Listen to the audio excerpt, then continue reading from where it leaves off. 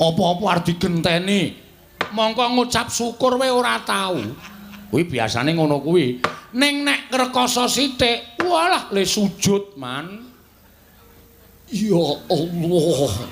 Nganti mbrebes mili. Ning nek kepenak lali kuwi watake menungsa. Inggih. Kula pitung-pitung leres. Lah iya, mulane aku omong apa anane. Dadi nek kowe diparingi umur dawa kuwi matur nuwun. Matur nuwun karo sing gawe jagat. Tegese kowe isih dipercaya urip ana ing alam padang. Ngono. Matur nuwun. Binartita meng lawata mangga teka pasar ing Gupita. Tanpun renggeng pralambang matumpa-tumpa. Marama panggung Panggunggung Sang Murawangkata sebebyal dumadining wayang Purwa. Purwakaning kandha narik runtuting basa denging kuna ngemusi rasa. Yen ninarasa ya karaos mulat sarira hangrasa wani.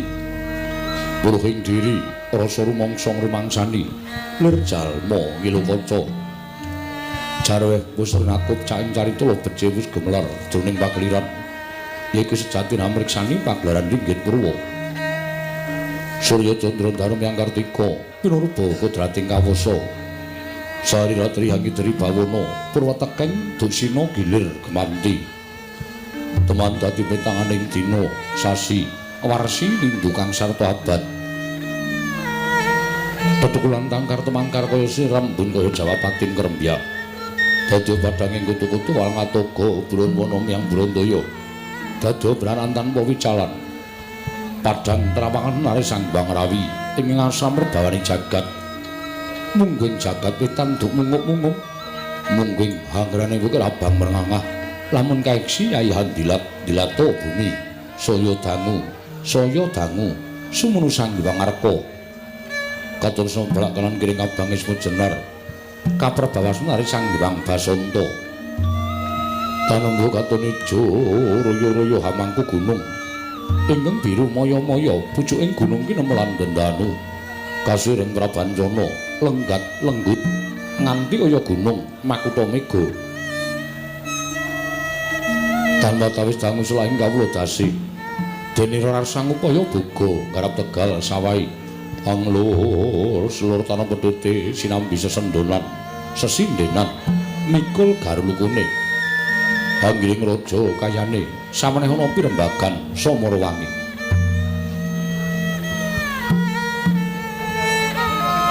Sang Hyang Saya dangu inggil katos nari jagat wis katon melok dening kiblat papat lor kidul wetan kulon. Sunare jagat kang samrebut yada rebut teja rebut kekuwung parandritatan ana ing kemadani kekuwunging pertapan kembang sore.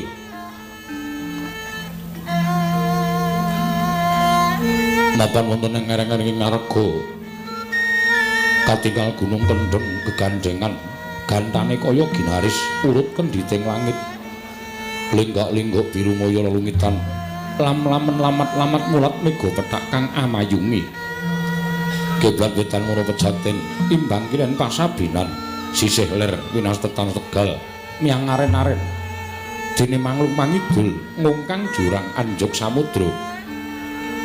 Peksi-peksi gumyak mawurahan mating caruwet cacari wis mencok ing kekayon sinela kumricik swaraning pancuran lamun wancinjang sagaduking paningal pinajaran cahya cayaning wangarka dat pating galebyar sunaring toya grojogan nenggih lambunging gunung mriku wonten kukus kumendheng angganda menyan ratus garura samala tandha padhewaaning brahmana ing kemedheng mangasrama. Pundhita ingkang winusiteng kawi sinanggit uleting basa tanah sanes kejawi pertapan kembang sore. Asramaning cantrik manguyu jejanggan indung-indung ulu guntung. Wisma-wisma winangun candhi tinunda-tunda anut endhek dhuwuring pasiten. Payon sirepan tinuwak cagak sila Kartika. Kinanjeng sila Prabata pinatek wesi semboja miyang Brahmandali. Madaning padukuhan wonten wewangunan katingal manjila sarwa teguh sentosa wibawa. Tuh punika pelengganing Sang Brahmana gegununganing pertapan Kembang Sore peparep Sang Begawan Sabdawala ya Sang Begawan Sabda Jati.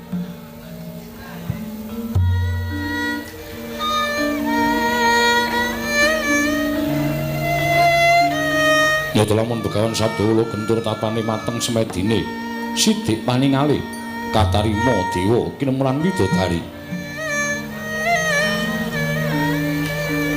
Berisa juga lengkap madyaning pendapi pecrabaan pertapaning Kembang Sore. Sineba sangganing para cantrik manguyu jejanggan indung-indung ulu kuntung ingkang kambe-kambeler blabar yaya samudra datan tepi.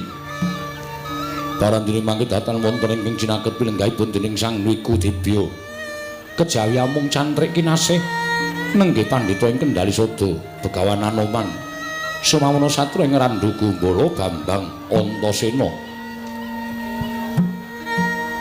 Pinjawiander mlabar sangganing para kawula ing samya gantung pasisiran jejel riyel rapet pepet pipit prasasat atau pandengkul datan Posela.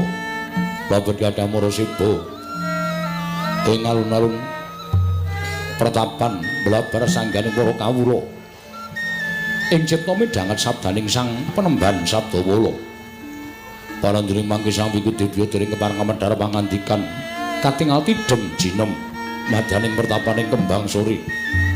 Dadak sakoleng mangke kapireng swara lesung jumenglung. Kinarya Pratandha bilih Sang Wiku arsa medhar pangandikan. Dadi kemangrujining pangandika Sang Begawan Sabdawala ingkang dereng kababaring lisan.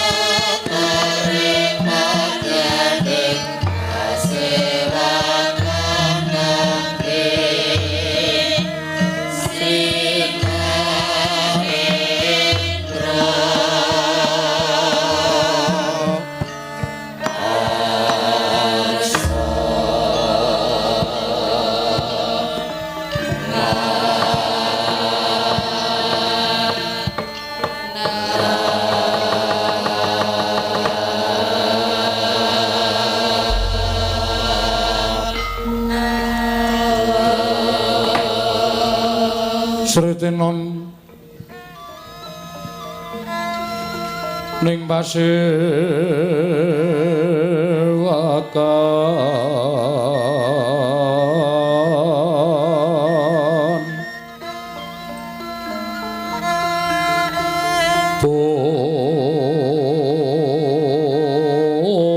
busana maneka warna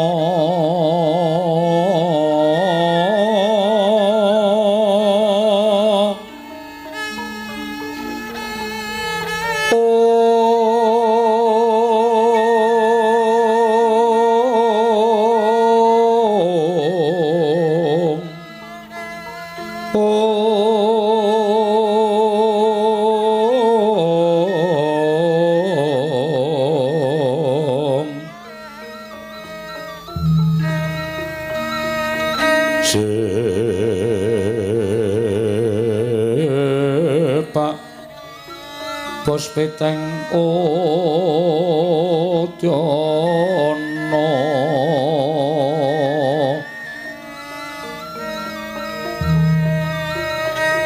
miyang panjra sarwa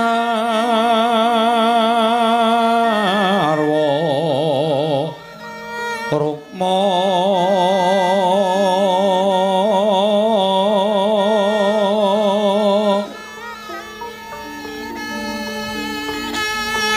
renggeng manik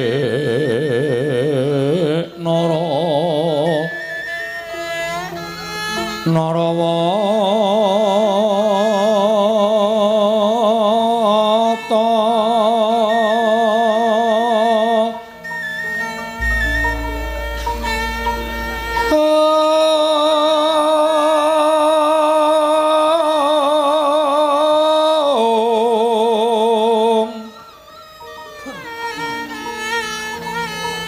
Obro prabanya kang sumirat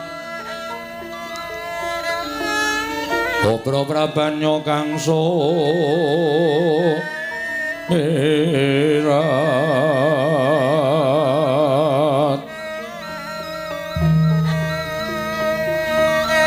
kenyaring teja laliwaran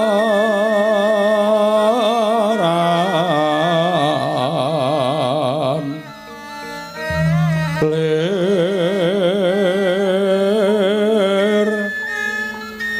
ki laci siring dadet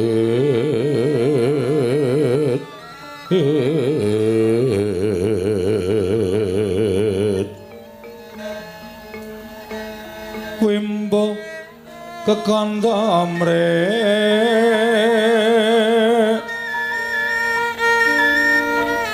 mingin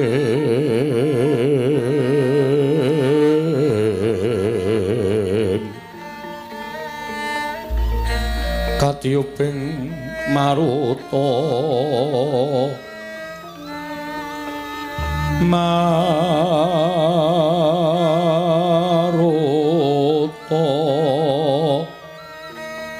mando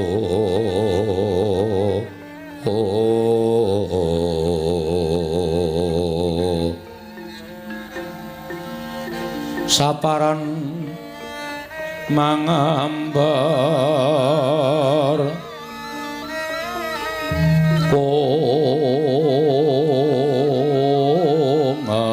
kongas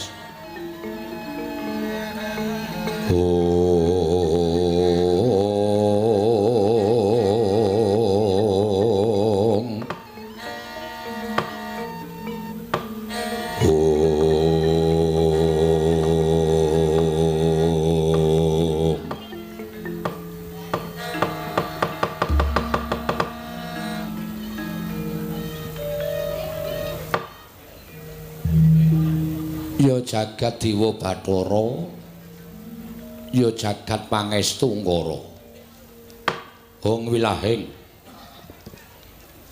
awigna mastu namat sidam sing tak caketke pirang-pirang cantrik sing padha swita marang ngersaning Begawan Sabdawala ning ora ana cantrik ingkang tak caketake sowane kejaba mung cantrikku sing tak tresnani ya kuwi cantrik sing wujud ledek munyuk.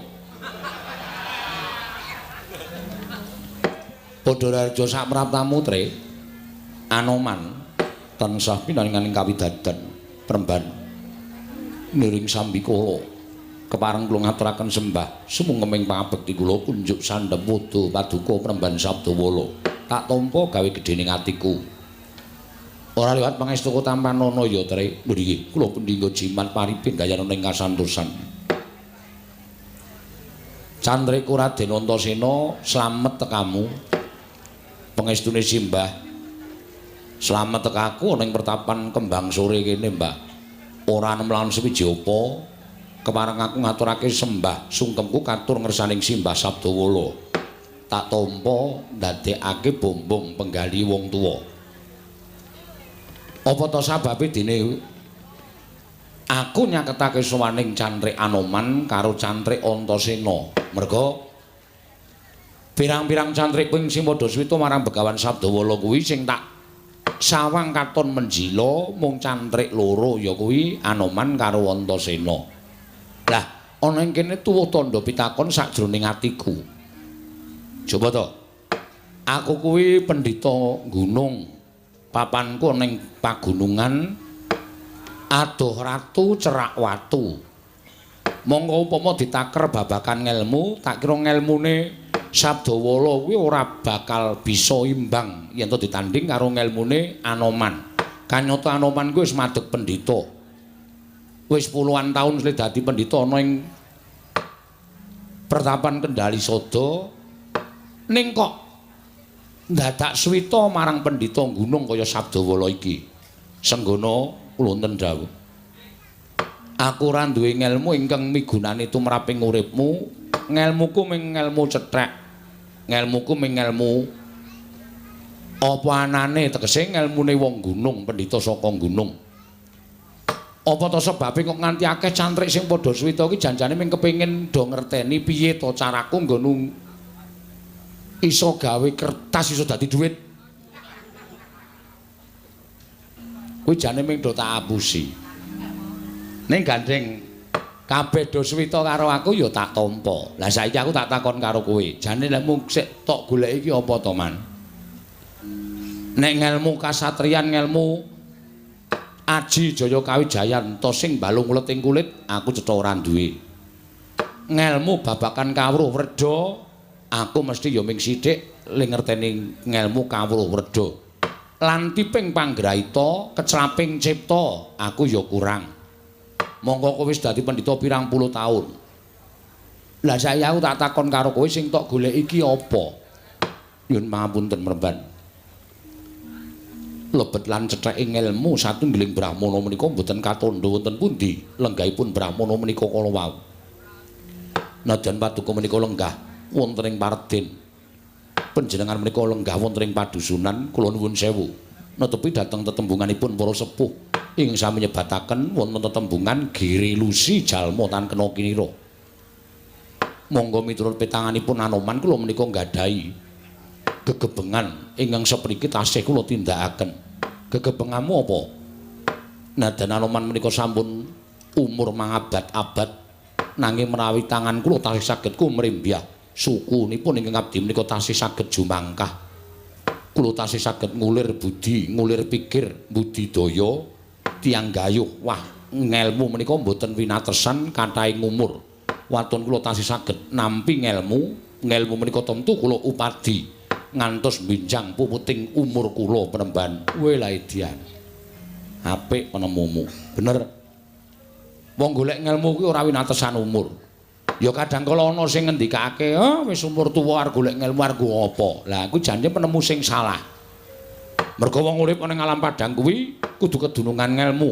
Wong urip tanpa ngelmu kuwi kaya suwung kaya bumbung wong wang. Kuwi wekasan bakal gampang diblithuk dening kiwa tengene kang luwih pinter. Wekasan gampang dipinteri karo wong sing luwih pinter. Inggih Penemban. Mula bener penemumu. Waton pikiranmu isih iso nampa, tanganmu isih iso nampani utawa isih iso nyangking, sikilmu isih kena tok nggo mlaku, ngelmu kuwi aja nganti keri, tegese tansah diupadi tekan besok jaman apa wae. Lah saiki aku tak takon karo kowe sing tok goleki ngelmuku ki apa? Wong aku wis kandhakake ngelmuku ki ngelmu sarwa cethek. Ngelmuku ki ngelmu sarwa ora ana. Oh kowe mesti golek ngelmu pengasihan, ha to? Kowe mesti ngerti kondange nek bojoku papat, ha to? Mboten sinuwun. Mboten peremban, mboten menika. Ginanipun menapa kula menika sampun sepuh. Arep tuwa kae? Kuwi ya perlu digunakake. Nggih. Nggih. Nanging sanes menika. Lah terus apa? Kathah ing badhe kula suwunaken mriksa dhateng paduka penemban. Nek iso arep tak wangsuli nek ra iso kuwi aja kagol atimu. Merga menungsa kuwi winates. Menungsa kuwi ora sempurna. Inggih, menungsa kedunungan tetembungan ina lali salah apes lan mati lan ora didit. Inggih. Inggih penemban. Saiki Raden Antasena. Sampeyan kuwi ya putra satriya tur dasare jagat ingan keberbeken marang mandangi Raden Antasena. Satriya ndugal kewarisan, dasare putu dewa tur bapakne satriya peng-pengan. Nek lumrah panjenengan ki Ndara Antasena utawa Raden Antasena kuwi sawijining satriya ingkang tak kira kaya wis komplit apa sing dibutuhake. Kok dadak ketayalan sowan utawa suwita ngersani Begawan Sabdawala ki janjane ngopo? Ngelmu sing tok goleki apa? Nek perkara penemu ngelmu ora beda karo Pak Dianoman, Mbah. Ning nuwun sewu. Tekaku ana ing pertapan Kembang Sore kene jane ora saka niatku dhewe. Lah iki sing rada nyemelangi nang kene iki. Kok ora saka niate Raden Antasena, saka niate sapa? Mung nalika semono aku lagi nglakoni tapa ana ing kasatriyan Ngrandu Gumbala. Dumadakan aku entuk sasmitaning dewa ingkang dumuling ana ing Karna. Yen to aku didhawuhi sapa Suswita marang Begawan Sabdawala mapan wonten pertapan Kembang Sore, tanpa taliwara aku budal saka kasatriyan Ngrandu Gumbala goleki menyang ngendi papan dununge pertapan Kembang Sore. Bejo bejane ngawak dene aku iso ketemu karo pertapan Kembang Sore lan suwita karo Begawan Sabdawala. Lah terus sampeyan suwita kuwi sing tok goleki ngelmu apa? Manut apa sing arep paringke tak tampa. Ngelmuku ngelmu ming cethek-cethek wae Raden Antasena. Mbok menawa ora ana sing migunani tumraping uripe Raden Antasena. Sak kabeh ngelmu sak cethek-cetheke ngelmu tumrap aku bakal ana pigunane. Malah kula mangsa wong sing ora gelem ngopeni ngelmu cethek-cethek kuwi yen kebentu sing tawang utawa kesandung kesrimpet marang lelakon, kadang kula malah terus kelingan. Ngelmu cethek mau iso dienggo ngrampungi lelakon mau. Ya apa ora, Mbah? Lah ya bener. Ya wis. Nek pancen wis duwe karekat lan tekad sing kaya mengkono aku mingkari nampa. Lah saiki ngene. Njaba kae akeh para kawula ingkang padha kepengin njaluk tamba karo aku, njaluk pangestu karo aku, njaluk berkah karo aku, njaluk dayaku. Heeh. Kae wis do antri. Ning tak dhisikke Anoman karo Raden Antasena. Rawuh mrene coba. Nek pancen ana arep sing mbok takokake, takokno. Nek aku iso wangsulan, tak wenehi wangsulan. Ning nek ora njaluk pangapura, tak keparengake matur mbaka siji. Menawa dipun parengaken kula ora dicaket anggen kula sowan. Entuk bebas. Slow wae ora apa-apa. Nggih. Slow menika menapa? Pelan-pelan. Maju alon-alon. Inggih ngestaken dawuh kene. Raden Antasena ya rada maju, Anoman ya rada maju. Ning iki aja nganti nelek sak nggon-nggon lho Anoman. Inggih. Mergane kowe iki kethek. Engko nek omong karo nelek iki karpet. Inggih ngestaken dawuh. Kepareng badhe kula majeng ing kula Mabiyantara. Maju Anoman. Hendra ingkang Guswita rum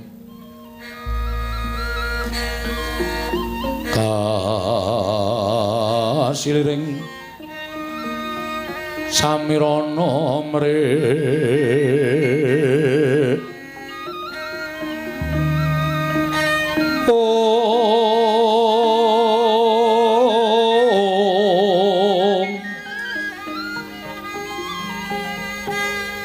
sekar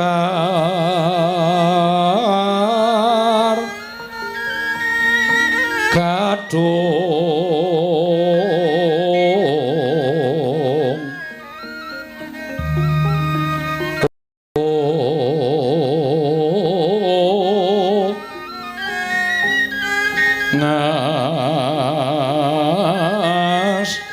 gandanyo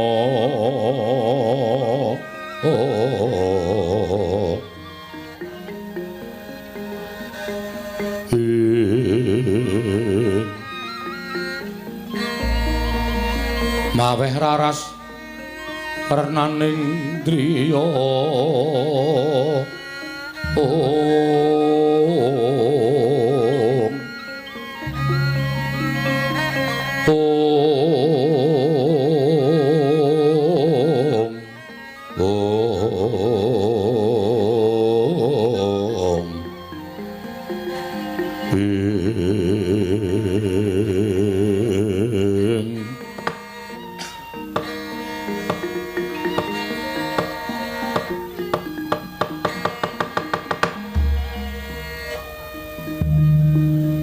Kula nuwun sewu penemban.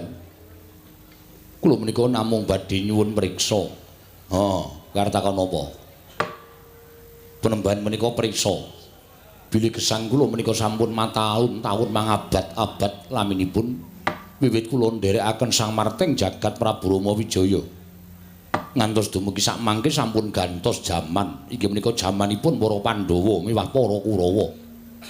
Tanganipun sampun boten sekedhik malih. Sampun pinten abad anggen kula gesang wonten ing Madyapada penemban. Kula menika sampun kewowoken, kula menika sampun kewaregen nyawang dhateng tingkah lampahipun titah utawi sesaminipun menungsa ingkang sami gesang wonten ing alam padhang. Kula menika sampun kewowoken nedha dhateng gempalaning jagat legiasining kawontenan. Mila estunipun ingkang kula jangka pendak dinten menika rawuhipun Sang Hyang Yama Dipati supados sak mangke anjabel dhateng sukmanipun ing abdipun Anoman Peremban. Nanging dumugi sepriki lah kok manah kula menika dereng wonten tandha-tandha kula menika badhe wangsul dhateng ngersanipun Hyang Mahanasa. Badan kula tasih ketingal seger. Lajeng kula menika panggihipun badhe gesang menika dumugi benjang menapa lan pejah kula menika benjang menapa penemban. Weh lah apik kuwi. Apik kowe iki jane takon ning arep njlomprongke aku. Liripun kados pundi kula badhe njlomprongaken panjenengan. Neng sing tak takoni iki malaikat wangun. Patiku sok kapan? Ngene ya, Man. Iki aku nek ora ngati-ati lek wangsulan aku diarani pendhita utawa aku diarani sawijining brahmana sing panguwasaku kaya panguwasaning Gusti. Mula aku mung titahe. Kekuatanku winates, kabisanku ya winates. Wong aku iki ya menungsa. Pitakonmu ki nek ditampa agal kuwi jane malah pamecut yen ana pendhita ingkang lali marang jejere terus ngandhakake ngene. Lah entek-entekane terus disebut pendhita sing kaya ngembari panguwasaning sing akarya jagat. Mula lek ku arep wangsulan alon-alon ndak kleru. Inggih. Nek nganti lek ku wangsulan kleru engko cantrik-cantrikku do ngrasani, "Wo, Sabdawala kae jebule wonge kaya ngene, Sabdawala kae pendhitane kaya ngene." Mula aku ati-ati. Saiki tak omah-omahi saka wong urip dhisik. Inggih. Nek ora selak karo batine piyai sing lenggah semene iki mesti ana panuwun saka ngersane Gusti paringana yuswa panjang, paringana sehat, paringana langgeng le urip ning alam padhang. Kene ora selak karo batine lho. Inggih. Mula wong ki kepingine duwe umur dawa. Wong ki kepingine duwe umur dawa, ana wong tuwa sing padha ndongake karo wong mugi-mugi pinaringan wilujeng, pinaringan saras, pinaringan sehat saged sumerep dhateng putra wayah. Kuwi merga kepengin umur dawa. Inggih. Lara goleke dokter. Disuntik men mari, men waras. Nek upama ora duwe kaya, njaluk tulung tanggane kon ngeroki. Men waras. Supaya apa? Umure dawa. Inggih. Ning saiki tak walik, kowe iki aneh. Anehipun kados pundi? Kowe iki dadi makhluk utawa titahing Gusti Sing pinaringan yuswa panjang kok malah gresula pengen mati. Kuwi lho. Anehe ning kono kuwi. Man, wonten dawuh. Bayi lahir plethek saka guwa garba kuwi wis ditulis kodrate karo sing ngakarya jagat ning bathuke nek iso disawang lho. Inggih, bocah iki sok dadi bocah rekoso, bocah iki sok dadi bocah mulya, bocah iki sok dadi bocah sing kepenak, bocah iki sok dadi bocah sing ora kepenak. Kuwi kabeh wis kinudrat marang panguwasaning Gusti. Mula wong urip ana ing alam padang iki anane ming nampa. Aja pisan-pisan gresula. Nek kowe pisan-pisan gresula upama kowe lagi ngrekoso dhisik utawa lagi ngrekoso sedhela, ngrekoso genep sesasi wis duh Gusti kok kados mekaten kawontenan kula. Kuwi gresula, tegese kowe ora iso nampa peparinging Gusti sing Maha Nasa. Mula akeh ulah agama sing ngandhakake nek kowe dong kepenak syukura. Ning nek kowe dong ora kepenak matur nuwun dene tasih dipun paringi berkah ngrekaos. Kuwi angel. Inggih. Angel kuwi ora ana sing do iso nglakoni. Racak-racake menungsa kuwi mulya sithik kowe ndase atos. Iki racak-racake. Lho iki apa anane lho, aku ngomong apa anane? Mulya sithik, duwe dhuwit sithik, wah apa-apa arep dituku. Apa-apa arep digenteni. Mongko ngucap syukur wae ora tau. Kuwi biasane ngono kuwi. Ning nek ngrekoso sithik, walah le sujud, Man. Ya Allah. Nganti mbrebes mili. Ning nek kepenak lali kuwi watake menungsa. Inggih. Kula pitung-pitung leres. Lah iya, mulane aku omong apa anane. Dadi nek kowe diparingi umur dawa kuwi matur nuwun. Matur nuwun karo sing gawe jagat. Tegese kowe isih dipercaya urip ana ing alam padang. Ngono. Matur nuwun, aja pisan-pisan kowe terus ngarah, aduh aku wis kesuwen urip matiku sok kapan lho. Terus sing tok takoni aku. Aku mau mula ngandhake nek iki nek ora ngati-ati iso njlomprongke aku. Terus sing tok takoni aku ora mulat karo kahanan. Ora tak petung, ora tok gelar, ora tak gulung. Dumene ngarepe cantrik pirang-pirang aku terus kumawasa kaya wong ngerti kaya wong pono. Mumpung didelokke cantrik pirang-pirang. Man, matimu dina iki, wanci iki kanthi cara ngene. Terus aku tak takon. Terus aku iki anggepe punakane sing gawe urip apa piye? Wah aku ki prunane sing gawe urip apa piye kok ngerti matimu ki? Wong mati uripe manungsa iki gumantung karo sing gawe jagat. Ngono. Mati uripe manungsa iki karo gumantung sing gawe urip. Menungsa mati ki ora iso dijangka kapan. Ana sing tenguk-tenguk langsung teksek ya ana. Akeh kuwi. Ana sing lagi mangan keselak. Ming keselak sak upa lho. Ning nek Gusti ngeparengake dadi dalan matine kuwi ya akeh. Ana sing lagi ngitung dhuwit terus mati ya ana. Ana kuwi ora kok. Keselak matane. Ya matane perlu dhuwit pirang-pirang terus gleleng to. Kuwi ana. Pirang-pirang ngono lho. Ana sing lagi momong anake, ana sing lagi nyirami tetandurane, ana sing lagi ning sawah, ana sing lagi nabuh ya ana. Ning tak jaluk aja, inggih. Inggih mekaten. Ning kabeh iki pasrah karo sing gawe jagat, ngono lho. Wong ki nek wedi utawa wong ki nek pikirane tekan nggon pati, uripe ora tentrem. Wis to, manut wae. Manut jangkane sing gawe urip. Umurmu mung tekan semene. Sabdawala arepa kowe dadi wong pinter ning umurmu mung tekan semene. Monggo Gusti. Menika kersa panjenengan kula namung sumarah. Ngono. Inggih. Dados penemban mboten mangertos benjang menapa telasipun umur kula menika mboten mangertos. Ora. Jujur wae ora. Nanging menawi tandha-tandha panjenengan saged ngendikaken menapa mboten. Aku ki pendhita dudu pegawe BMKG. Nek pegawe BMKG ki iso ngrani, oh sesuk iki bakal ana lindhu, sesuk iki bakal ana ngene ditengan kuwi mbuh tenan mbuh ora ning iso ngrancang. Lah aku ki ming pendhita. Tur gaweanku pendhita gundung ki ora kok mejang ngelmu akeh-akeh. Ngelmuku ya mung ngelmu cethek. Niatku urip ana ing alam padang kuwi tetulung tapa ngrame, paring sandang wong kawudan, paring payung wong kudanan, menehi pangan wong kaluwen. Monggo aku tanpa pamrih. Lho deloken ya lho, kawula sing do antri semono akeh, do njaluk tombo karo aku, do njaluk apa-apa karo aku. Ning aku ora njaluk sulih apa-apa. Niatku pancen nulungi marang sak pepadaning urip.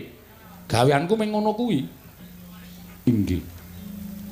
Ing menawi dipun tandhakaken menapa tasih dangu menapa sampun caket. Kowe meksa kowe iki. Aku wis semoh wangsulan ning kowe meksa. Sesuwe tasih dangu, suwe banget. Waduh, ora waduh. Lakoni kanthi seneng. Lho. Ngono lho. Dilakoni kanthi seneng. Nek kowe ora gelem nglakoni uripmu kanthi seneng, tegese kowe ora percaya karo Gusti sing maringi urip karo kowe. Dosa gedhe kowe. Aku wis kandha to bungah susah bejo cilaka sugih miskin lakoni.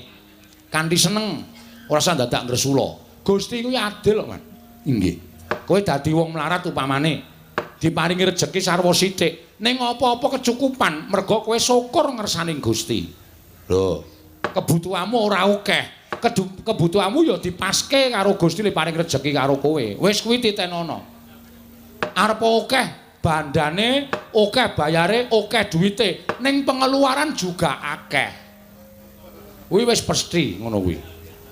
Dadi mesti padha karo sing ora duwe dhuwit, ning ming sithik pemetune iso awet duwite. Duwe dhuwit akeh, ning akeh pemetune iso boros. Ha ta? Wong didhetake iki godane akeh kok. Ngragati kono, ngragati kene ayo.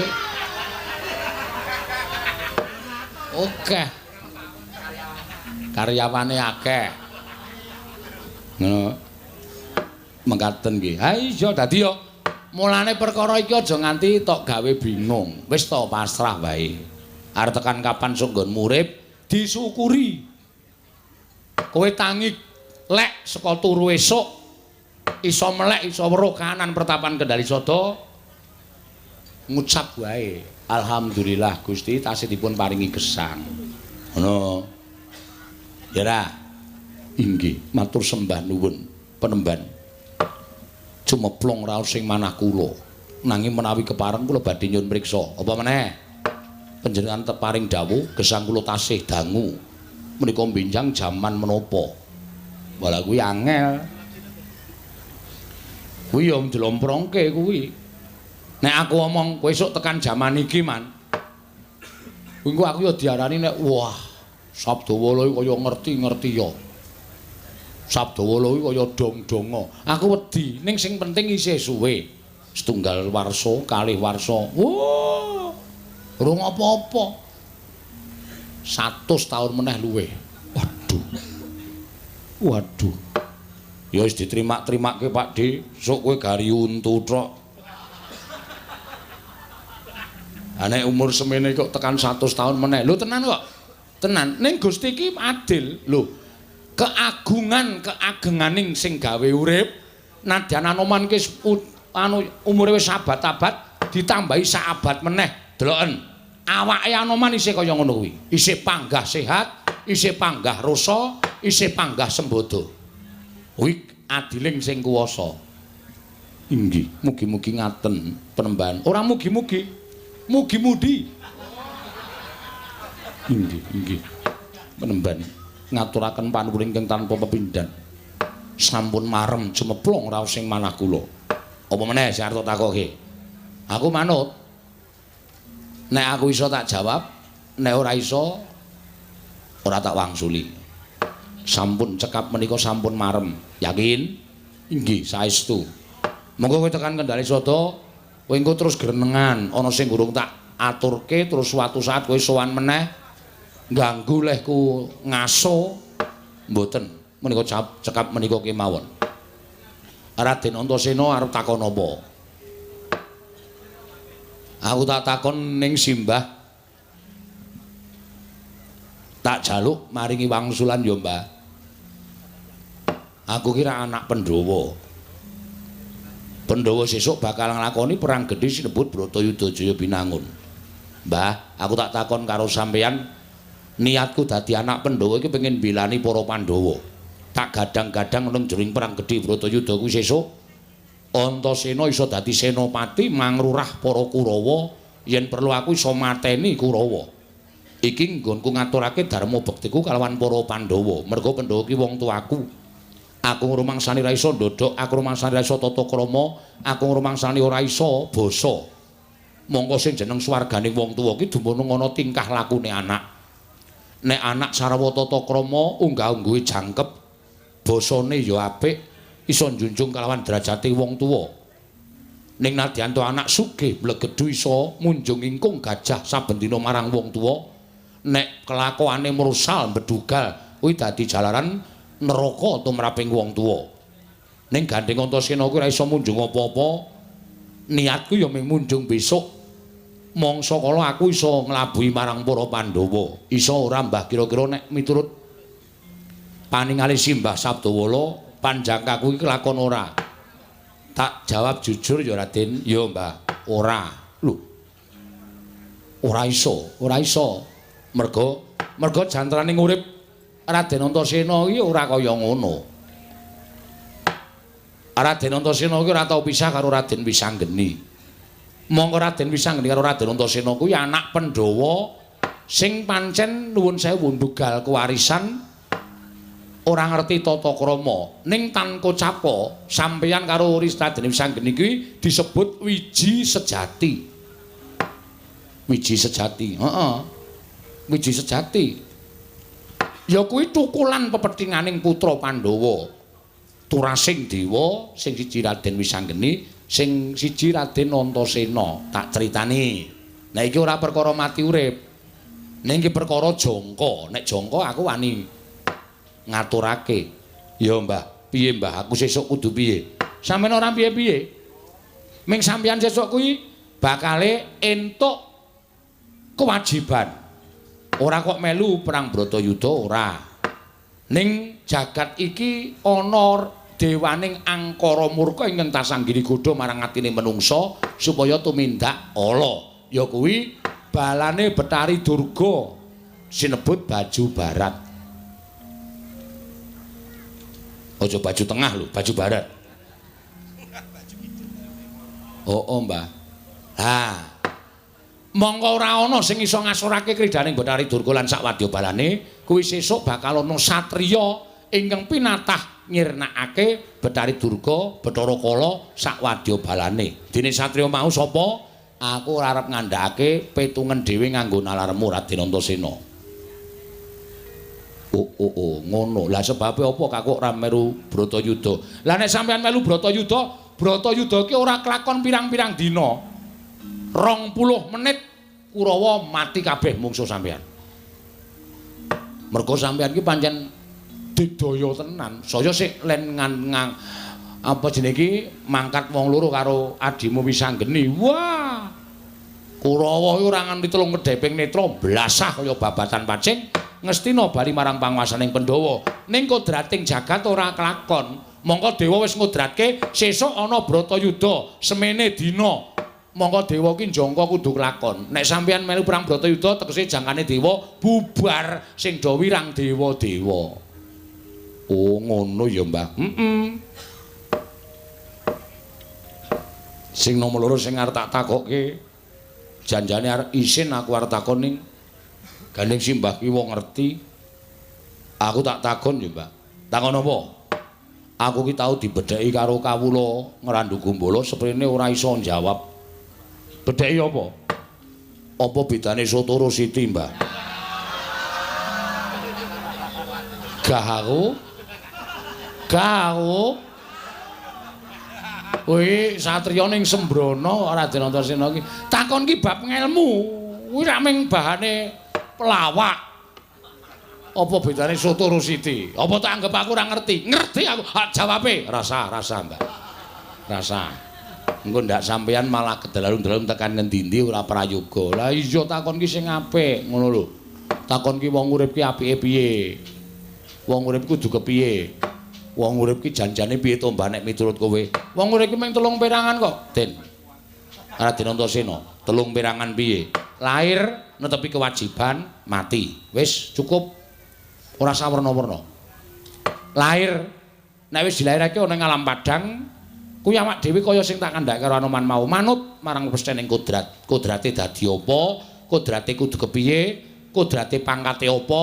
Kodrate sugih apa melarat? Dilakoni kanthi ikhlas. Netepi kewajiban manut karo kodrate nalika wis dewasa. Nek dadi lurah sing apik, nek dadi dukuh sing apik, nek dadi narapraja sing apik nganti rampung kewajibane, tegese nganti rampung len netepi kewajiban minangka dadi lurah, dukuh lan sapiturute.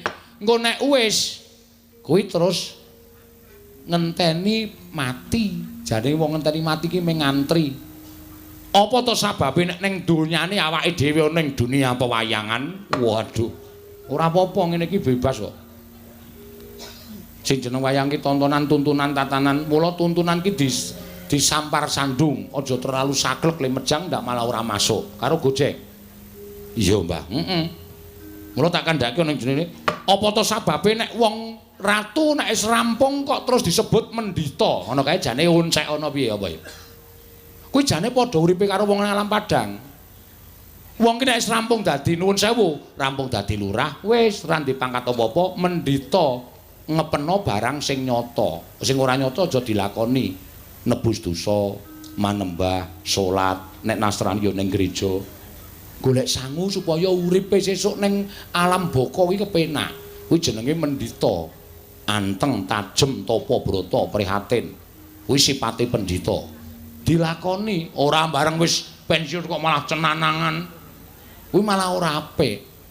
Oh, dadi tegese nek ratu wis rampung dadi ratu kae tembunge ingsun arsa mendita. Ngono kae janjane ora kok kudu dadi pendhita. Ora kok kudu nganggo serban kethu terus dadi pendhita. Ora, tenan akeh banget pendhitane. Menep rasane kaya pendhita. Mongko wis tuwa. Ya, teman. Inggih, menika leres. Kuwi Sunda Raden Antasena nek wis rampung kewajibane dadi satriya, wis tuwa mendhita. Lho, ngrandu gumbala diganti, pertapan ngrandu gumbala. Sampeyan mendhita ya wis menep rasane, sabar, ikhlas, ora gampang nesu. Tanduk aris ulat manis ing cipta demen tetulung, adoh penggawe cidra, ngalah tan anggunggung diri, gawe senenging liyan. Kuwi watake pendhita, kuwi kudu dilakoni.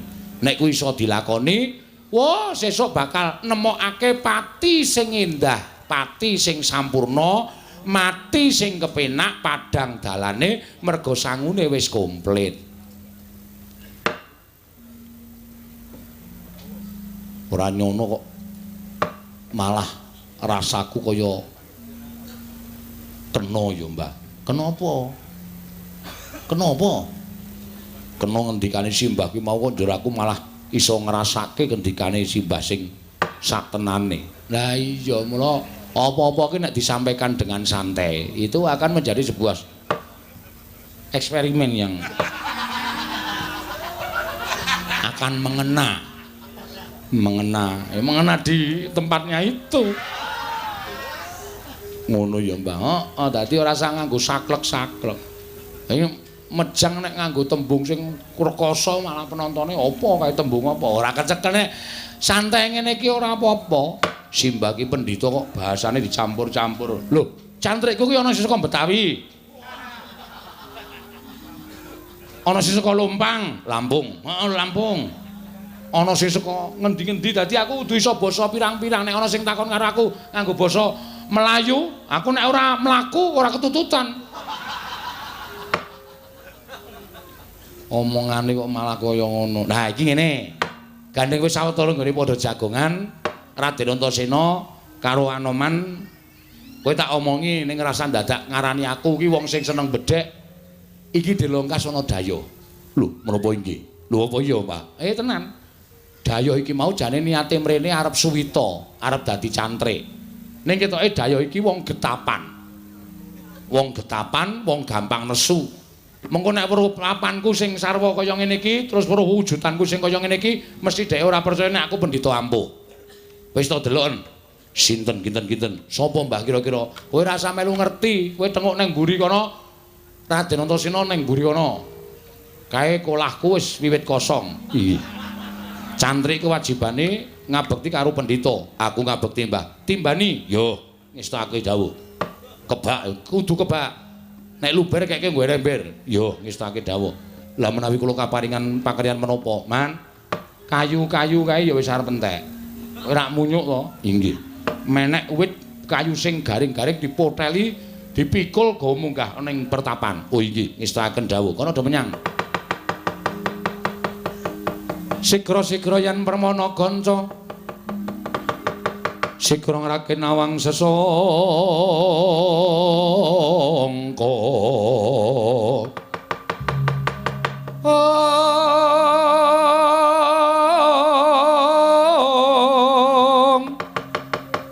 Nalindra mbek marwa sing sang katriga mulung.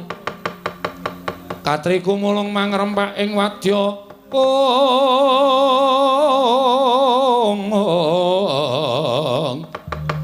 Kurta kura reka kiri-kiri. Ro nanggono magawe gelari rawang-wang.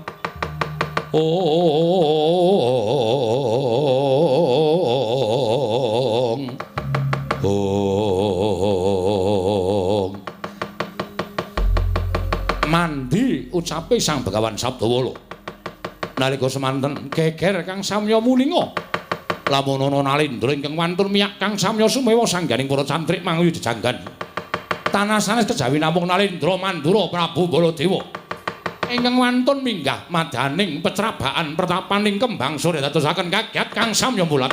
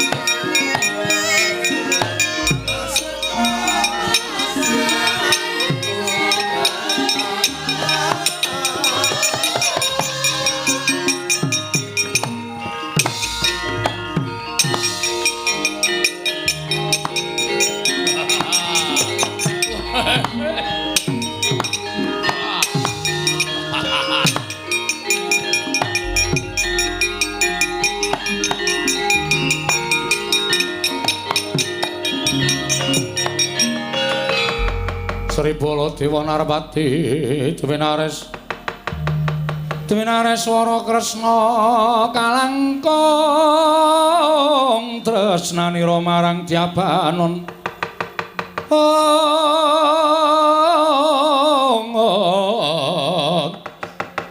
marang Jabanon Cinawi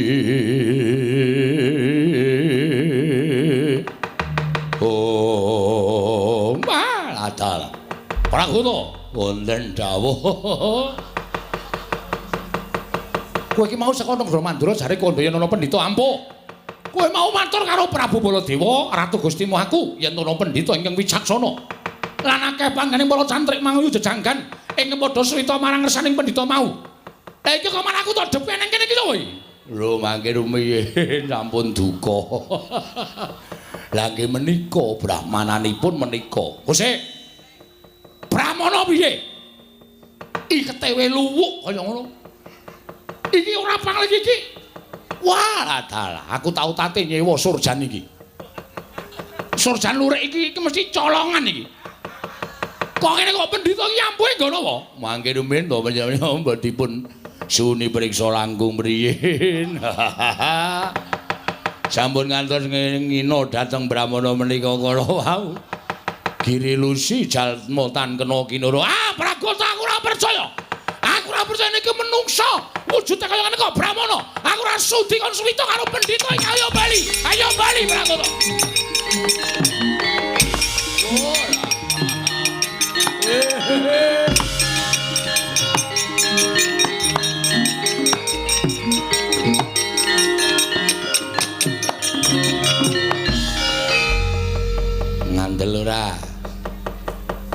ki nek senengina karo sak pepadane ya ngono kae dumeh iket kuluwuk.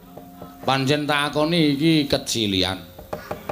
Iki ya surjan leku njukuk memeane sapa mbuh. Ning ki dadi tak tresnani. Lah kok dadi malah aku dunekke wong loro saudon telu saurupan pendhita rupane kaya ngene kok mandi ki. Wo. Muga-muga mandya ucape Sabdawala Prabu Baladewa. Kaya aja kongas, kaya aja gembelo. Sampeyan aja rumangsa dadi nalindra terus ngidak-idak derajate pendhita kaya aku. Tak suwunke ngersani sing gawe jagat muga-muga mandya ucape Sabdawala. Bingung ra tekan ngomah kowe.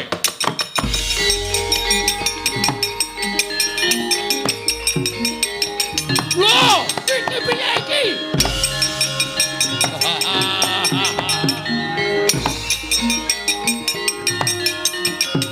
Loh, wah, tak.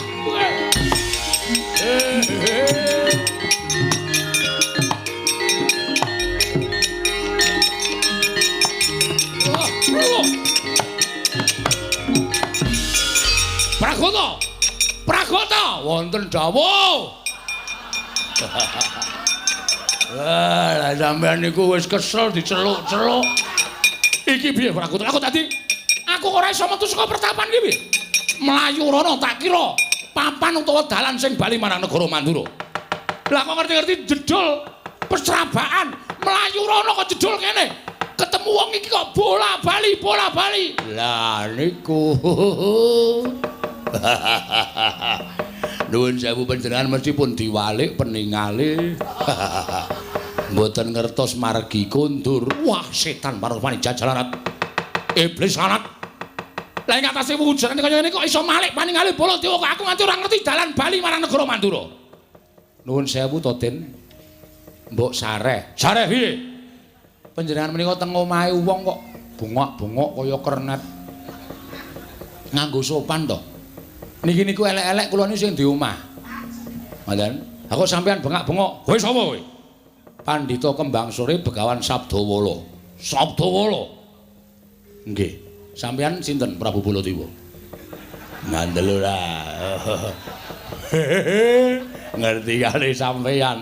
Ngerti karo aku karo bola-bali kowe matur sinuwun Prabu Mandura, sinuwun Baladewa. Dheweke wis ngrungokke karo omonganmu, dheweke wis ngerti karo aku, wis ora jeneng mokal. Lah sekon bedhek sapa? Bojomu apa? Erawati. Dewi Erawati saka negara Mandaraka. Sampeyan niku ratu sing ora wani rabi akeh. Kalah kalih slamet tangga kula nika.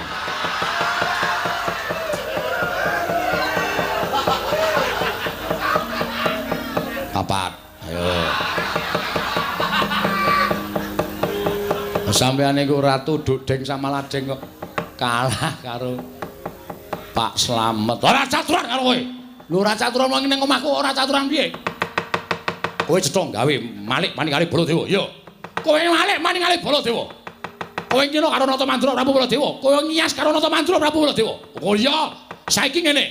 Aku iso bali marang negara Mandura. Yen aku iso mateni Begawan Sabdawala. Lho iki perkarane apa? Ora ana masalah apa-apa kok mateni karo Sabdawala. Kula niku salah napa luput napa karo sampean. Rasa kok kan gunung tanpa kuno. Ora minggat kowe cocok nenggala jeblok dadamu. Oh, sampean ora iso mlaku. Sampean ora iso mlaku, sampean ora iso tekan dindi, ngejejer kaya patung ning kono. Mandi ucape Sabdawala.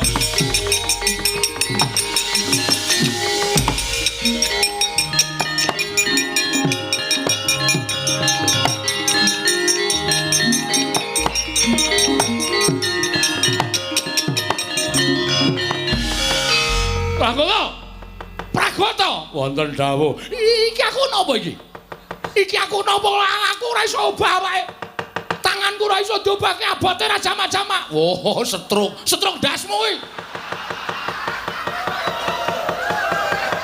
Malah mujek karo bendarane. Ha pripun? Peredaran darah berhenti. Cilaka niku nang wonten niku. Piye kowe disebdake apa piye? Mboten perempuan, mboten. Pragata mati aku. Pragata iki sing obah mung iso ming cangkemku tok. Mataku ora iso kedhep. Iki mbrebes kabeh lohku. Wah, pripun? Menjan menika senengane ngeyel. Pun kula kandhani ampun sembrono karo pendhita. Kembang sore sampeyan disebdake niki wau mandi. Aduh mati aku lha to. Wonten dawuh. Awakku piye iki? Ah mboten ngerti nggih normal mawon. Lah kok ora iso dobake babar blas? Ah, pripun lho ya ora ngerti. Pragoto wonten dawuh. Ora wawahe lho 200 kaya ngoten kok. Lho ora Pragoto tak ajar kowe.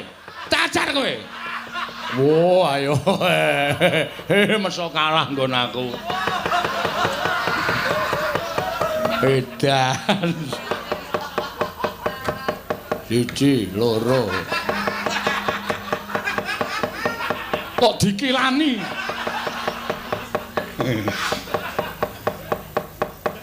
Piye? Pragoto mati aku. Pun saniki ngeten mawon sampean mboten sah nesu, mboten sah bengok-bengok. Ning nyuwun ngapura karo Begawan Sabdawala. Ora sudi. Nek ora sudi sampean kaku ngenten iki terus. Napa sampean kundur teng Mandura kula junjung? Lah mboten wangun to. Mengke selak sumebar dumugi pundi papan Prabu Baladewa setruk. Lah cilaka to. Aku ki ora apa-apa. Lah ki nyatane ra iso ubang ora apa-apa piye. Ha iki ana Ratu Mandura kok. Kena setruk ya iki. Pragoto kok nek aku iso obat tak tapuki cangkemmu. Muja-mujake Ratu Gustine, mboten muja-mujake nyatane. Lah aku kudu piye? Nyuwun ngapura. Njaluk ngapura karo sapa? Begawan Sabdawala. Ora sudi. Arep aku kabeh ngene iki ora arep sudi njaluk ngapura. Wis nengke wae Pragoto. Wis ben yo do ditinggal wae. Tinggal lunga wae rasa dadak ditambani. Ora wedi. Ora wedi piye to? Pertapanku iki demite akeh banget. Ana sing demit wedok wuda. Wah medene. Nek sam nganti diparani terus diganggu. Waduh. Mbok aku wae. Oh, piye? Pripun? Aduh mati aku. Mati aku Pragoto piye? Pun sampeyan niku mangendika. Penemban kula nyuwun pangapura. Aku kon muni ngono? Nggih, mengke tak diwaluyake ditambani. Nek mboten ngoten sampeyan mboten ajeng ditambani mbok yakin. Penemban? Ha, ngoten. Alus. Penemban. Aku njaluk ngapura. Apa ana umume wong njaluk ngapura kok ngoko? Basa. Basa. Ayo basa. Wah tutuk kowe. Basa niku Penemban kula nyuwun pangapura. Nyatane ya digdaya tenan kok. Pun nggih pun ngendika. Aku ora sudi kon basa. Pun to mboten sangae. Niki sampean manut kalih kula mawon. Nek mboten manut kalih kula, malah cilaka sampean. Pun nggih manut kalih kula. Yo. Penemban. Apa Prabu Baladewa? Kula nyuwun pangapunten Penemban. Njaluk ngapura. Iye. Statusmu apa nang kene? Murid. Murid. Kaku terus lho, tenan. Kaku niku nek ana sing nggo nglemeske ora apa-apa. Nek kaku terus ayo apa kaya nggawa genter. Waduh. Wah, mboten sahuane tenan wonten mawon. Penemban, kula nyuwun pangapunten. Statuse Prabu Baladewa ning Pertapan Kembang Sore, kula siswanipun Penemban. Kula muridipun Penemban. Lahir batin, lahir batos. Nek tak tambani sampean ora mblenjani, mboten badhe mblenjani. Nek ora mblenjani tak suwun ngersaning Gusti Prabu Baladewa puliya kaya wingi uni.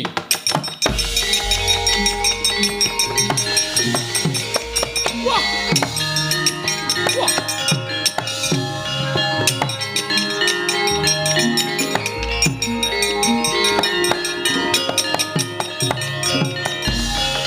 Wah, setan manuswane jajalanat. Wah, dapure kaya ngene kok. Pintere ra jamak-jamak iso gawe awakku kaku. Iso nambani karo aku wae dan Pragoto mulut oreme wis kobol duser lho. Ora wangun babar blas. Waduh cilaka iki. Nyun ngapunten lho penemban matahipun kados mekaten Prabu Baladewa. Apa? Lho, kok wis apa? Lho. Lah aku kon piye? Sampeyan mau sumpah apa? Dadi siswane Sabdawala. Ya, aku dadi siswamu ora apa-apa. Njaluk ngapura karo aku wis tak tambani. Iya, mergo sampeyan wis tau janji, wis ngucap janji bakal dadi siswaku. Iya. Kok saiki ngoko ngono terus piye? Ora ndek tata krama. Lho, aku ki ratu. Arep ratu aku ki pendhita, sampeyan dadi muridku. Ora kena murid karo guru kok sak penake dhewe. Wah, ya dibedake. Ya dibedake. Aja dipadha. Ora iso kudu padha karo kancane ndak marahi kemeren. Ora apik. Wis, ora gelem basa. Ora gelem basa. Basa. Kula aturi basa niku lho sing tratapan kok malah kula niki pripun. Ora gelem basa, tak sebdake lempoke. Basa. Iki. Wah, edan. Wah, mak tratap aku. Sawise basa apa pantes? Murid kok ngadeg kaya karo kancane malang kerik. Ayo ora malang kerik, sing tata krama. Niki niku ora utah malang kerik. Sampeyan niku nek ngonten niku lho niku sing tratapan niku andhani ngayali ra jamak-jamak ora. Terus apa pantes nek guru karo murid kok ngejejer padha-padha adu arep kaya wong perang lungguh ngisor. Wah, Pragoto iki kok dadi kaya ngene kanane piye? Pun lenggah ngandhap mawon. Napi to? Lenggah ngandhap mawon.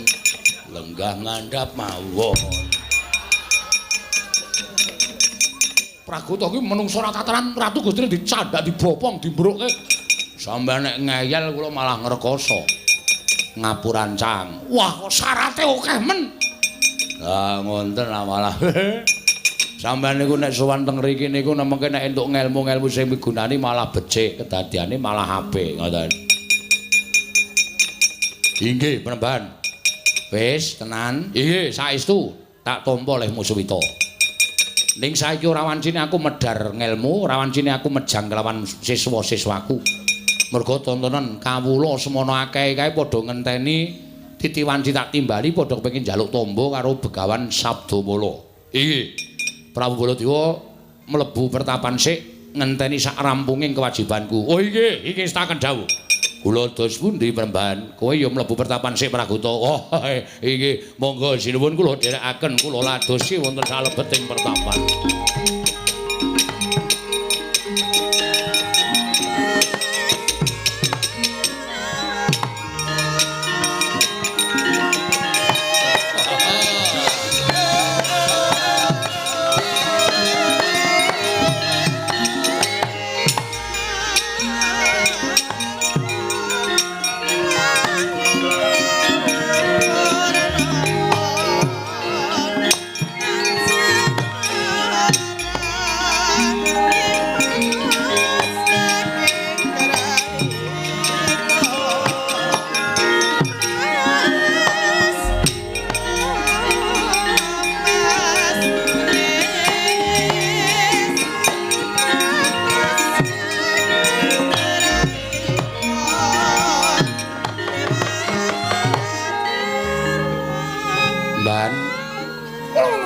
Dawuh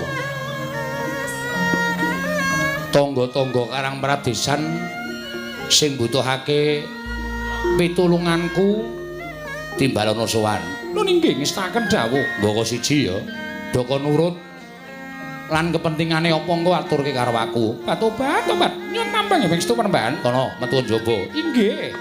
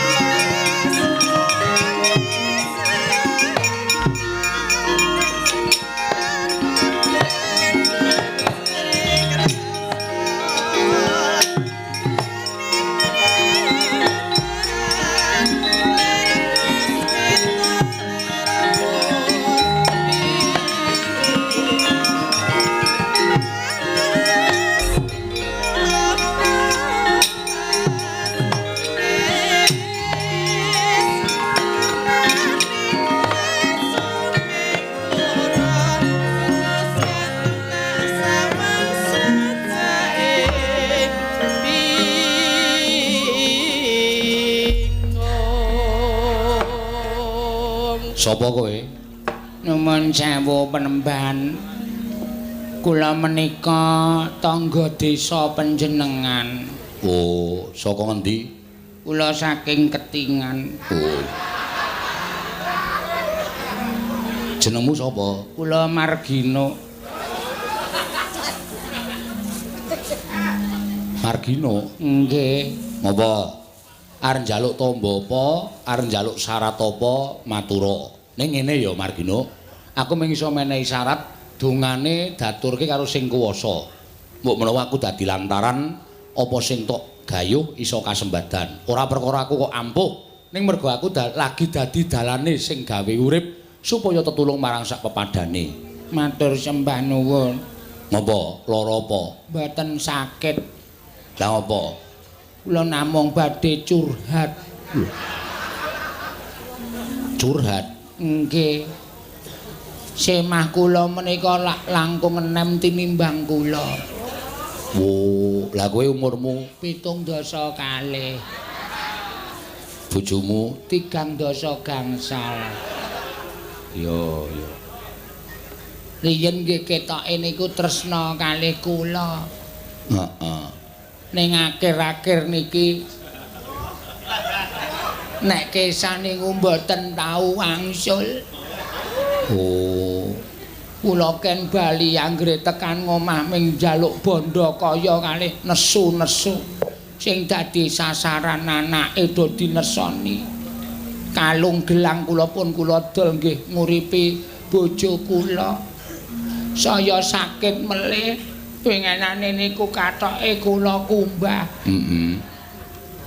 Nang jeron kathok niku enten gambare wong wedok. Oh. Nyandang Jawa. Ketoke sinden. Oh. Sik kowe aja sujana karo bojomu. Ngono. Iso uga bojomu ki pecinta budaya. Tegese penggemar sinden ora kok perkara seneng karo sinden terus tok anggap sinden gaweane nggodha lanang salah, kuwi salah gedhe. Wis tok takoni apa? Nggih. Nggih niku asale mboten saking ngriki kok. Lah saka ngendi? Kula piyambak mboten mangertos. Pendak-pendak HP-ne niku mungel sing ngebel niku tulisane wasita ngaten. Oh. Ning bareng kula angkat niku suarane wedok. Oh, lah kuwi sing ngapusi bojomu, kuwi mesti wong wedok dijenengi lanang. Men ora konangan karo kowe. Kula nyuwun syarat supaya bojo kula niku betah teng omah. Ngene ya. No. Nggih. Kowe ra wis umur 75 to? Nggih. Bojomu umur 35. Kuwi jane ora ana syarate, gematenana. Ngoten. Terus kowe dadi wong wedok ya aja nglomprot kaya ngono kuwi. Dume wis umur 75 terus nglomprot, ora iso. Diusahake kowe iki tampil beda. Men bojomu kuwi betah ning omah. Kowe seolah-olah ora. Mboten. Lah kuwi. Monggo bojo kuwi senengane diolah-olahke dimasaki karo bojo kuwi saking marem-mareme, ngono ya. Nggih. Soto gaweke wedang. Mboten.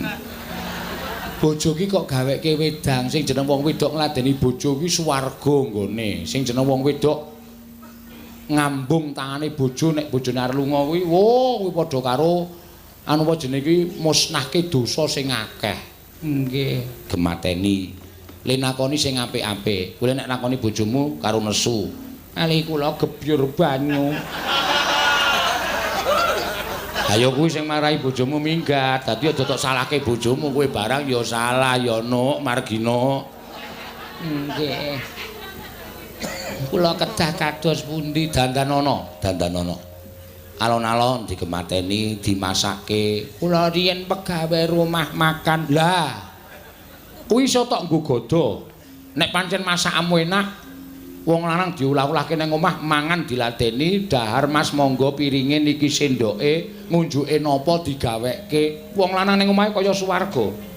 Ning nek wong lanang ora tau tok olah-olahke ora tau gaweke wedang, wah, lah ya wis, kuwi aja salahe nyalahke wong lanang. Dandani rumah tanggane. Nggih. Pingenane montore Bengsine kula cemplungi uyah.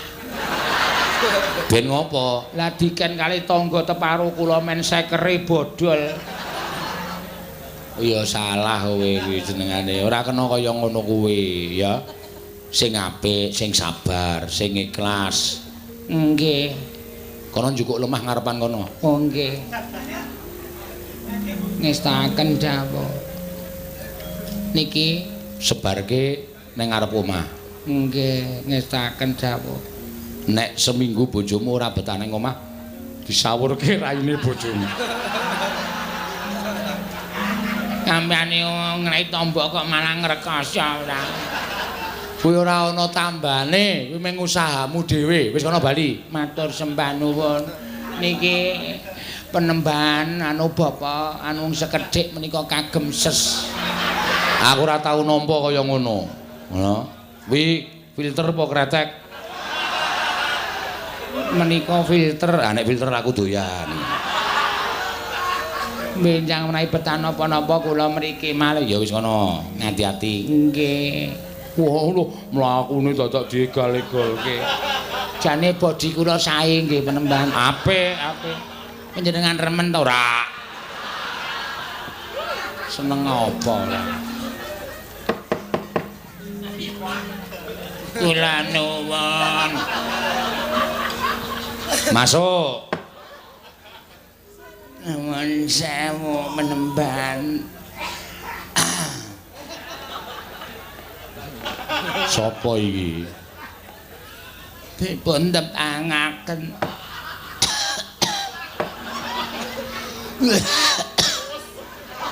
Sabar. Kula saking nganu puntine Sido Arum. Oh. Jenengmu sapa? Kula pun Artorjo. Oh, Kartorejo. Nggih. Wah, watukmu iki lho. Mila kula mriki menika janjanipun ajeng nyuwun tamba. Tombo. Watuk. Ayo.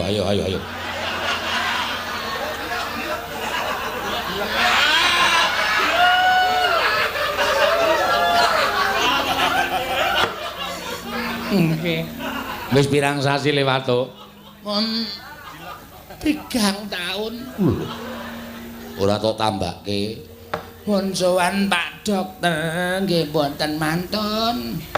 Ya pundi-pundi alternatif nggih pun kula puruki mboten mantun. Pijet pembuluh darah. Mboten mantun, pun kula ombeni obat kuat nggih mboten mantun. Lah wong watuk kok hubungane karo obat kuat. Kajeng nek pas perlu niku mboten watuk. Mergi nek kula nggih watuk niku terus kendho piyambak.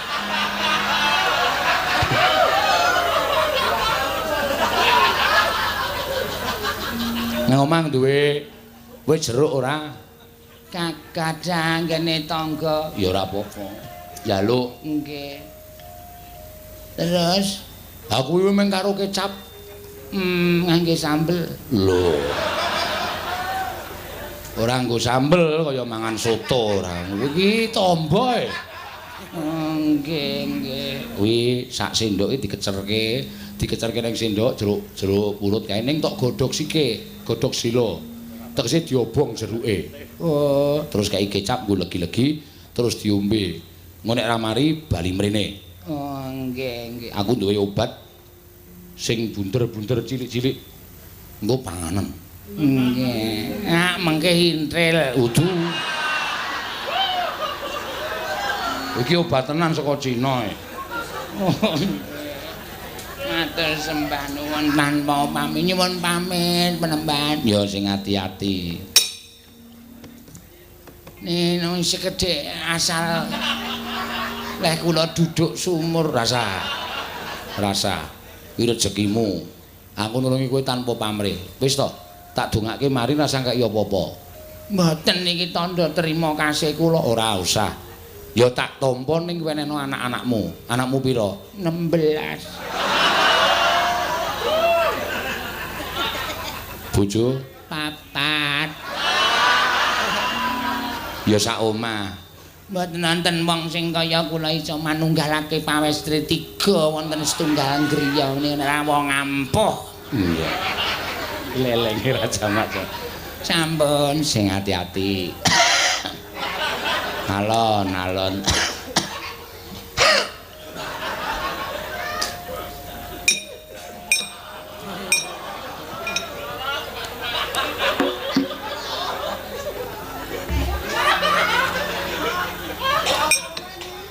Mesakake. Kena apa? dipun cepangaken. Kula pun solopok. Solopok? Nggih. Kula niku istilahe kula gentone cebongan. Oh.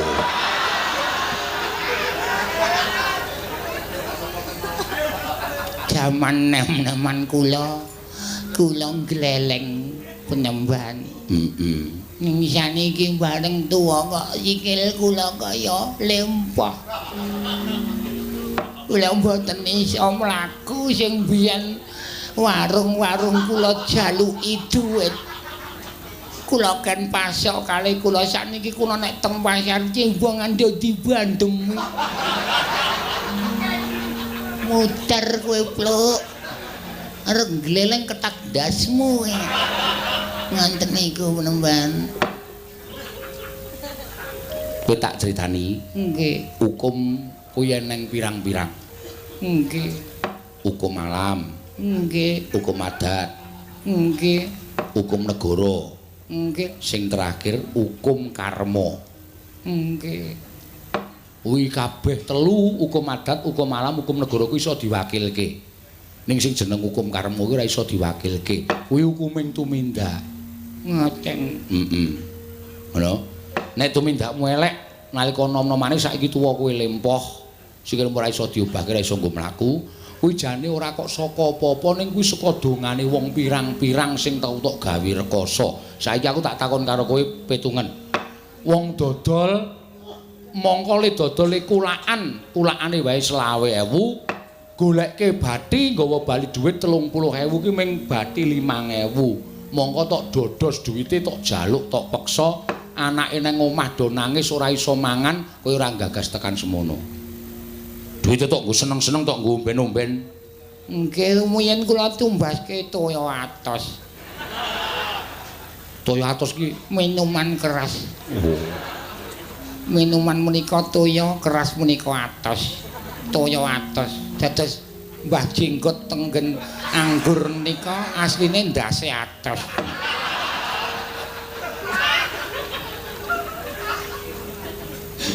Oh. Nyuwun ngapura karo sing gawe urip. Nggih. Nek kuwi duwe kaya aja tok nggo. Terus Sing tok jaluki warung-warung kuwi isih buka to. persih Balekke mboko sithik. Kalau disuwunke ngapura. Tok wenehi dhuwit tok balekke karo kowe. Kula diparingi ngapura nggih Pak, Bu, Lek, Wo lan sak piturute. Kowe ndedhetuke aja tok nggo seneng dhewe. Balekke karo sing tau tok gawe rekoso. Kuwi seranane kowe nebus dosamu. Nek ora tok kaya ngono iki kuwi, oh selawase nganti mati kowe ora iso mlaku ya ngono kuwi. Ternyuh ati kula. Kula mbiyen ya kaya nglelange Raja Mak. Wis ora usah perlu digetuni, sing jeneng sego wis dadi jenang kuwi ora bakal pulih dadi sego meneh. Nggih, matur nuwun panembahan kula tak nyuwun pamit. Wiwit dinten menika kula ajeng manembah. Bagus. Napa sing kula entuk leh kula nyambut gawe mboten ngajeng kula nggo dhewe ning ajeng kula dum-dumke kalih sing tau tate kula gawe rekoso. Bagus. Mari kowe tenan. Nggih, nyuwun pamit. Niat ning ati, Nggih, sumpah karo sing gawe urip, nggih, apa sing tok ucapake nggih. bakal tok lakoni. Demi Allah. Aja kula lakoni. Jajal ngadeg.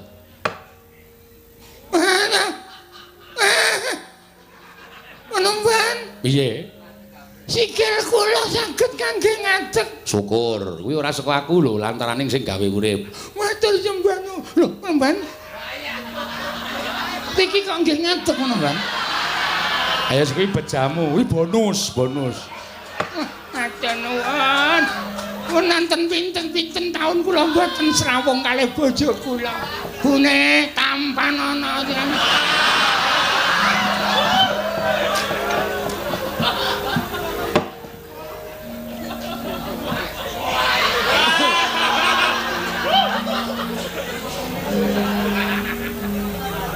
Kula nuwun penben.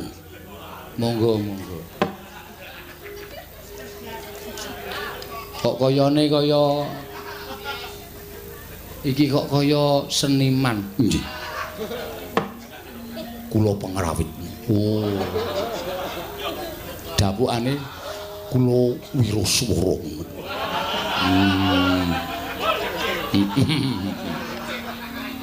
Penben. Penonton setunggal dinten, setunggal sasi mriyo. Swara kula mboten medal. Weh, Monggo swara kula niku nggih kula nyambut gawe. Mesti enten sing ngirimi kula.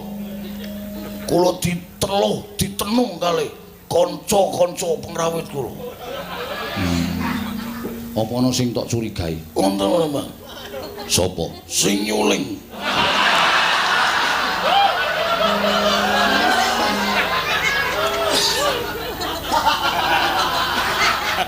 Aja sok suudon karo kancane dhewe. Ning ketok banget, Bang. Ketok, Bang. Kali kula niku ketok lemeri. Yo jenengmu sapa to? Kula Katno. Meri kali swara kula. Aku wis tau ngrungokke swaramu yo arum tenan yo apik tenan kok yo. Anu nek mung jeneng iki gending opo roti ngono kae. Halus banget. Nggih, kula nyuwun dipun tambani ngono, Bang. Ya, engko tak tambani. Ning aja sok suudon karo kancane dhewe, durung karuan. Ya. Monggo saiki iki sing jeneng dolanan kaya ngono kuwi ora gampang. Kuwi ana hukume. Dadi ora usah sok curiga karo kancane dhewe. Ya ra? Pamane kita ada. Rembut iso omong tenane.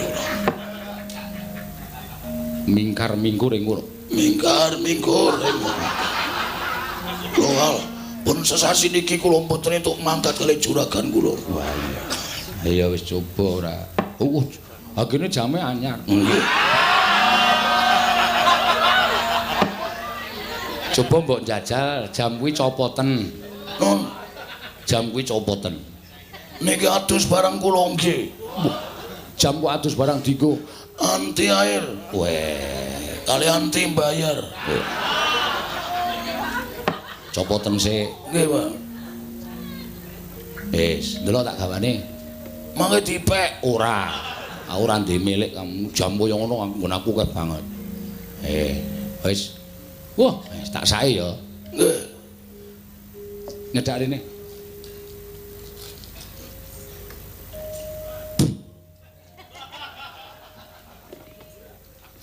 Katno, kula wonten dawuh penenten.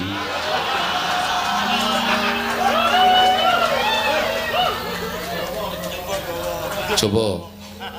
Aku gumun.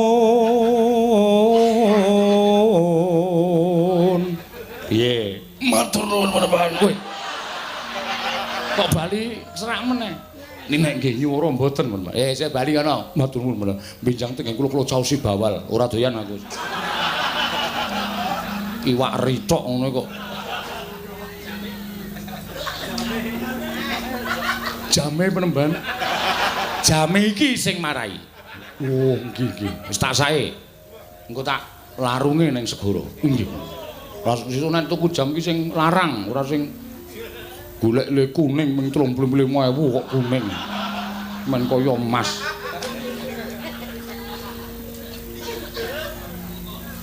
Mulai iki wong sugih.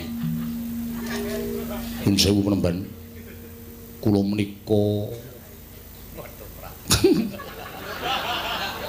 kula menika tiyang bagus-baguse sak laladan Sidomaya. Weh. Sidomaya ngendi? Sidomaya panggenan kula menika mboten Sidomaya mriki. Oh iya, Sidomaya menika kathah sanget. Kula menika saking perbatasan antawisipun Jawi Tengah lan Jawi Barat. Oh, ngantos kula ngertos papan mriki menika mergi ombyaking kathah wonten pendhita ingkang ampuh. Njaluk tamba apa? Penemban. Nyuwun pangapunten.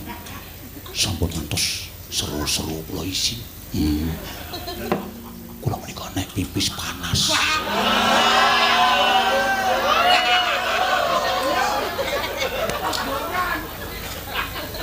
Nek ngapa? Apa digodhog apa? Mboten, mboten. Ampun sembrono penemban. Sak sampunipun kula malam jemah kliwon menika sowan wonten Parangkusuma. Sak wangsulipun saking mriku menika nyuwun sewu. Menika kagem pipis menika pedhi. Kowe iki aku gah nambani wong kaya ngono. Aku wegah nambani wong kaya wong nakal. Wong sing angkara murka. Kowe pamite rono ngapa? Sesirih. Sesirih po dikum banyu sirih. Sesirih menemban. Ora usah ngapusi ayo. Kowe ora mesake karo bojomu, ora mesake karo anakmu. Pokoke ngono kuwi apik, Kurang apa bojomu laden karo kowe? Kurang apa? Nek nganti kowe kena penyakit kaya ngono kuwi, kowe ora krasa terus nuwun sewu, tok nggo berhubungan karo bojomu mulu kena, kowe dosamu tumpuk undung. Ora cengengesan tak tapuk kowe. Aku pendhita ora tanggo golek tombok, ora nggo nambani wong kaya ngono kuwi. Ora sakno. Engko nek nganti parah bolong kuwi. Penemban kula sampun tobat. Tobat karo sing gawe urip ora tobat karo penemban Sabdawala. Wis ora bali. Kula nyuwun dipun tanggulangi kemawon sampun ngantos meremen tekan pundi-pundi. Aduh, kok ya isih ana wong sing kaya ngene to ya. Sing tok golek iki apa to ya, Nyok? Inggih. Inggih. Anu bali kono? Nggih, ngestahaken dawuh. Wis bali, aku arep nambani karo kowe. Aku mau nambani perkara kaya ngono. Jenengku sapa? Kula Santosa menawa.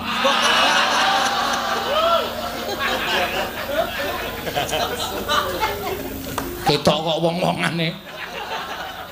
Anggere raine nglengos. Mesti kaya ngono kuwi. Ayo bali kono. Nggih. Dados kula mboten dipun tambani. Ora, golek tamba liyane aku. Aku mau nambani wong kaya ngono iki. Jijik aku nambani wong kaya ngono. Nggih, nyuwun pamit mbani sing ana metu kono.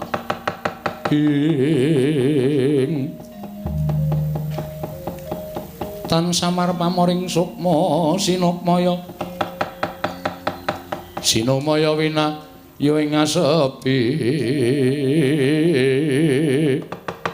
Oh. Dalidil kaya sela blekiti sela. Araning watu blekiti ratuning semut kaya ratuning semut ngirit wadya balane sangganing para kawula ing sami nyuwun pambiyantunipun Sang Begawan Sabdawala. Dadas kula ing mangke praptaning Begawan Durna ingkang dumurujog tanpa lalapan swana patih Harya Senggung.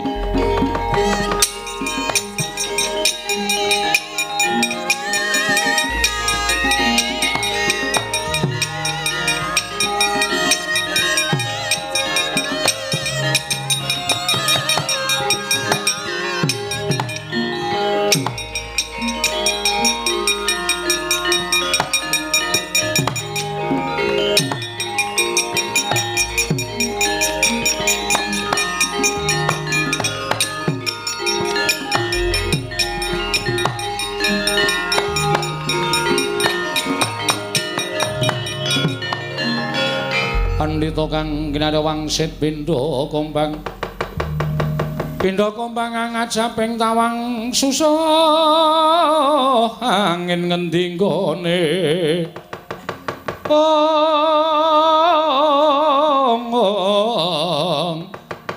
miang kali ingkang kanggung peksimi beruluke ngungkuli langit Dimate pripun Lah kok jebul kaya ngene kanan pertapan kembang sore. Monggo kondang kumandange nganti jagat menika keberbeken marang kumandange pertapan kembang sore. Barang kula kalih panjenengan sampun prapta wonten pertapan kembang sore lah kok kahanane kaya ngene iki. Oh, sarwa nguci wani. Pendhitane wae pareme ora kaya pendhita sing ampuh. Nggih. Malah kula kok sujana. Sujana pripun? Nek nitik bentuk-bentuke ra kaya Petruk ta. Sampeyan iki ampun ngawur. Mosor. Masa Petruk kok dadi pendhita niku ora bakal mukal. Petruk niku ngelmune sepira? Kanthi dening sepira? Kekuatane sepira? Mamon mawon kula tak takon. Nggih. Brahmana. Apa pancen kepara nyata kowe ingkang aran Begawan Sabdawala? Mboten wonten kalih penemban kula Begawan Sabdawala. Panjenengan penemban Durna. Lho, malah wis ngerti karo aku. Sampun. Nandhake nek aku ki pancen pendhita kondang monyor-monyor, pendhita kondang kalau kengrat ngebaki jagat. Kersanipun rawuh mriki. Ngene ya Sabdawala. Praptaku ana ing kembang sore iki sayekti mung diutus dening anak Prabu Duryudana supaya nyatakake yen to kembang sore kene iki ana pendhita sing ampuh jenenge Begawan Sabdawala. Amangkono pancen kepara nyata jebul kowe ingkang madheg Brahmana. Sabdawala. Dina samengko kersane anak Prabu Duryudana, aku kinen boyong kowe prapta negara Ngastina. Nek kowe gelem ayo ndang mangkat, nek ora aku wis gawa para sataku ora segelar papan. Yen kowe wangkot ora gelem tak boyong marang negara Ngastina aja kelakon dosa. Apa kelakon? Pertapan kembang sore kene iki tak dadekke bumi angus penemban. Ing Caca muntaplir kretap duka yayasinipe. Netra kocak ngundarandir. Oh, blarak tenan to. Aku wis mbatin. Pertapan kembang sore mau ana kupu sing padha mabur ning ngarepe Begawan Sabdawala. Nandhake nek kuwi ana piyayi luhur sing bakal rawuh, sing bakal paring katentreman, sing bakal paring kabagyan. Ning bareng ilang kupu sing tak delok mabur ning ngarepe Begawan Sabdawala kok ganti laler ijo. Monggo laler ijo kuwi dadi pertanda bab sing ora apik. Lah, Ndara Dasih iki penemban Duna rawuh mrene arep meksa karo Begawan Sabdawala. Nuwun sewu penemban. Neng pertapan kene aku sing duwe panguwasa. Nek sampeyan arep meksa karo Begawan Sabdawala, aku jujur wae aku ora bakal gelem tekan negara Ngastina. Lho, nek ngono kowe wangkot karo aku. Ora jeneng wangkot. Sebabe sampeyan ora ngerti tata krama, sebabe sampeyan ora ngerti unggah-ungguh. Arep mboyong karo Begawan Sabdawala kok tembungmu ora kepenak ana ing kuping. Nek tembung sampeyan menika nganggo unggah-ungguh, nganggo tata krama, mesti wae aku gelem diboyong marang negara Ngastina. Rasa dadak tata krama, rasa dadak unggah-ungguh. Ameng karo pendhita gunung karo wong desa kaya kowe kok dadak tata krama iki tata krama sing kepiye? Kowe orang nyawang karo aku. Aku ki piyayi luhur. Aku ki her. Aku ki pujangganing nata. Kowe yang pendhita gunung kaya ngono kok dadak ditata kramani. Ora san dadak nggo tata krama sing wigati kowe gelem budal apa ora? Kowe ora gelem budal, aja kelakon dosa. Pertapan kene tak bumi angus legane atiku.